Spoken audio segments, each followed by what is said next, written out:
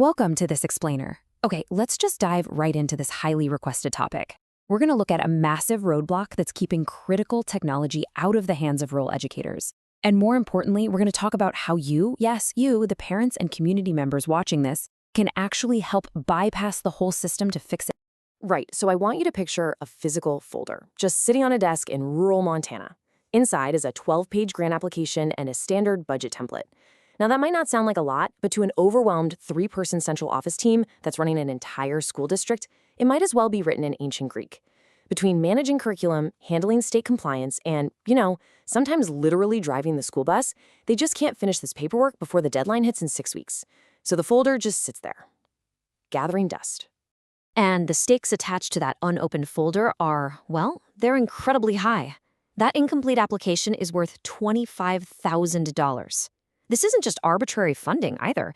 This money would pay for transformative AI literacy training for every single teacher in that district, a district that desperately needs it. But simply because the paperwork won't get done, that money is just going to stay on the table. Which brings us to our first major hurdle, losing on paperwork. See, this is absolutely not a story about rural schools resisting technology. It's a story of a completely broken pipeline. When the Rural AI Strategy Lab opened their applications for the 2025 cohort, the demand was just overwhelming. Over 100 school and district teams from across 34 different states applied. But out of all those applicants, only 13 were accepted. 13! Even other massive programs, like aiEDU's Catalyst program, only reached about 3,000 educators. That sounds great on paper until you realize there are roughly 9,000 rural districts in the U.S. alone. So for every rural school getting help, hundreds are literally left standing in line. And we really have to understand why they're being left behind. Massive funding pools, like the National Science Foundation's $168 million Tech Access Program, operate on some pretty big assumptions. They assume the applying districts have dedicated grant writers, high-speed broadband, and an abundance of time. Well, rural schools almost never have all three of those things at once. So these grants aren't exclusionary by design. Nobody's sitting around intentionally trying to keep rural schools out.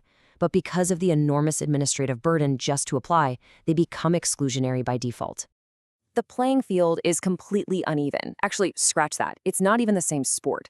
How is a 3-person rural office supposed to produce the exact same high-level deliverables as a massive urban district that has its own dedicated data analysts, communications teams, and entire grant-writing departments? They can't. Even the U.S. Department of Education recognized this structural truth, noting that rural districts simply cannot compete for federal competitive grants. It's not a lack of ambition. You do not lose on merit. You lose on paperwork. And that leads us to the real-world cost, the 6-week penalty. So why does this specific funding gap hurt so much? Because these AI tools legitimately work. A recent study by Gallup and the Walton Family Foundation found something pretty incredible.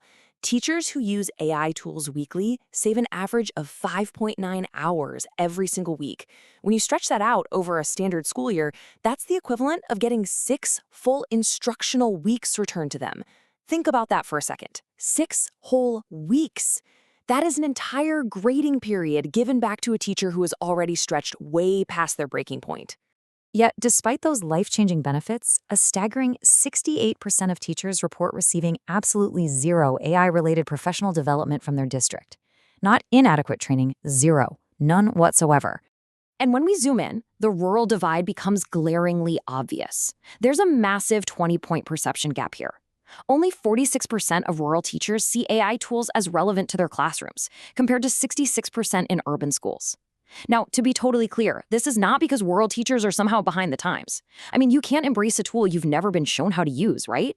They've been abandoned by a system that talks endlessly about equity, but distributes its resources through mechanisms that practically guarantee inequity. But here's where things get interesting. The loophole. Parents. This is exactly where you, the community, step in. The aiEDU 2026 Community Catalyst program has this massive, game-changing loophole built right into it. Nonprofits can apply, not just school districts. This means a parent-teacher organization can be the applicant. A local library foundation can apply. Any community group with a tax ID and a mission statement can step up. You see, parents are the one resource rural communities have that doesn't require a line item in a municipal budget. They already show up to board meetings, they organize the fundraisers, they know exactly which teachers are burning out. What they haven't been asked to do until right now is write the grant application that their overwhelmed district simply can't. Think of this initial $25,000 as a permission slip. Like we saw recently with Michigan's rural readiness grants, securing that first modest seed grant is basically magic. It attracts matching funds from local businesses, it builds incredible community momentum, and most importantly, it creates concrete proof points for much larger opportunities down the road. That first 25K was never the endgame. It's the evidence showing larger funders that this specific community is organized, ready, and absolutely worth investing in. So it's time for pushing the first domino. The window to act on this is really specific, and it is closing right now. The AIEDU letters of intent are due May 21st, 2026.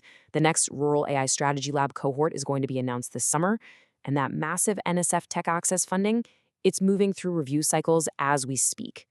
Every single one of these opportunities is going to be captured by well-resourced urban districts and massive organizations, unless someone in the communities that actually need them the most steps up, walks into that office, and picks up that unopened folder. And I want to be super clear about this. You do not need to be a professional, trained grant writer to do this. You just need to follow 3 simple steps to demand what the kids and teachers in your district deserve. Step 1, organize 3 parents who care. Step 2, find a fiscal sponsor. That's basically just an existing local group with a tax ID, like your PTO or library foundation. Step 3, sit down together and write a letter of intent by May 21st. It essentially just needs to say, our kids deserve what the kids in funded districts already have, and we're willing to do the work to get it. As we wrap up this explainer, I really want to leave you with this final thought. That initial $25,000 is out there, just waiting. It's the first domino in a chain reaction that could completely transform your local schools, save your teachers hundreds of hours, and bring vital AI literacy to your community. But dominoes don't fall on their own. The domino is waiting. Will you be the one to push it?